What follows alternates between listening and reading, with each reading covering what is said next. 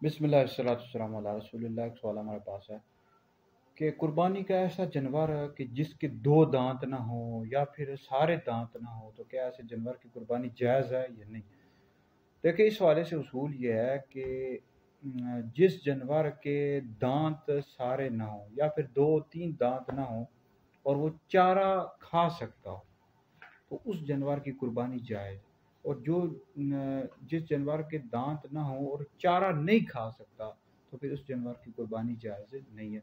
अगर किसी जानवर के दो या तीन दांत नहीं है और इसके बावजूद वो चारा खा रहा है, तो उसकी कुर्बानी जायज़ है।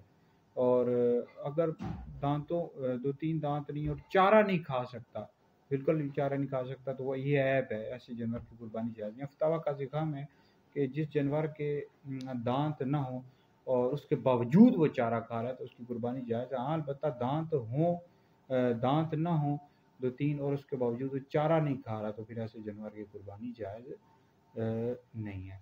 तो बहरहाल इस हवाले से परेशान होने की ज़रूरत नहीं है। बाज़ जानवर होते हैं, उनके दो तीन दांत गिर जाते हैं, नहीं होते, लेकिन उसके बावजूद वो चारा खा रहे होते हैं, तो ऐसे जानवर की कुर्बानी जायज़ है।